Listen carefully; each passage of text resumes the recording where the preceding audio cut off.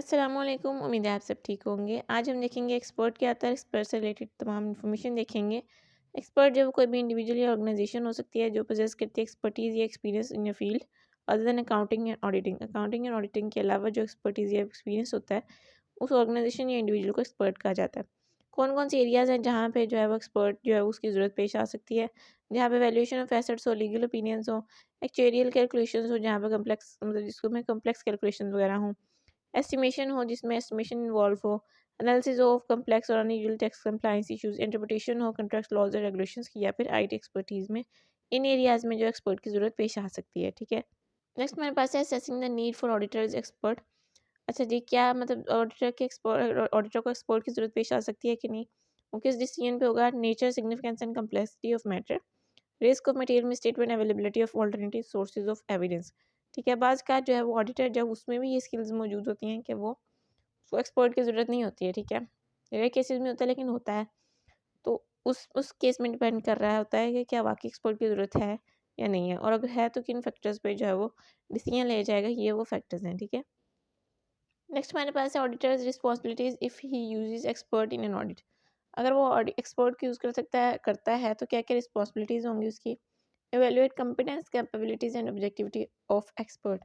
Competence देखेगा, capability देखेगा और ऑब्जेक्टिविटी देखेगा एक्सपर्ट की, उसको एवेल्युएट करेगा। ठीक है, प्रोफेशनल क्वालिफिकेशन देखेगा, एक्सपीरियंस एंड रेपुटेशन देखेगा, इंडिपेंडेंस देखेगा कि है कि नहीं।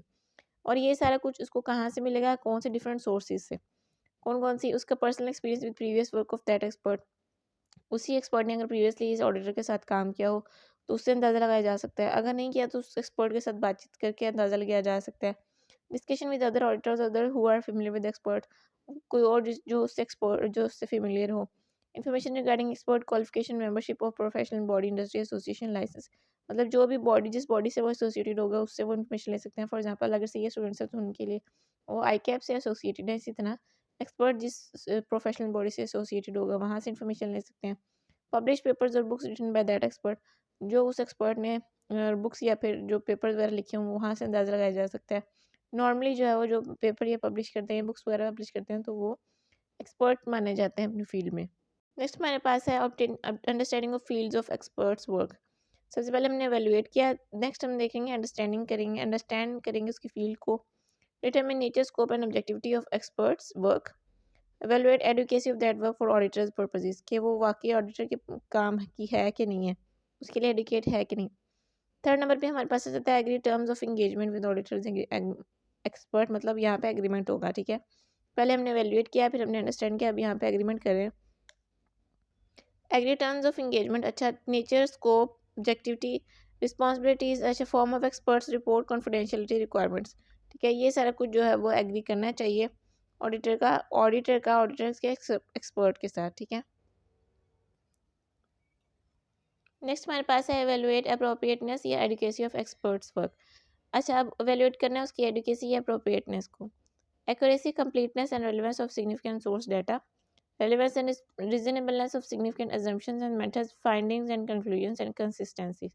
ठीक है, कंसिस्टेंसी कैसे आएगी कि अगर आपने फॉर एग्जांपल आपको कोई एक्सपर्ट ने रेट दिया है तो अगर आप मार्केट में जाके उसे बाकियों से एनालिसिस करते हैं मार्केट का, तो फिर आप उसकी उस एनालिसिस का और जो मैं आपको बताया गया उन दोनों में देखते हैं कि कंसिस्टेंसी है कि नहीं, तो इस वजह से आप एवेलुएट कर पाते हैं।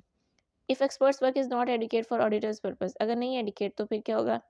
Agreed additional work with expert, या तो एक्सपर्ट ही ज़्यादा काम करे या फिर जो ऑडिटर है वो खुद एडिशनल ऑडिट प्रोसीजर्स परफॉर्म कर ले।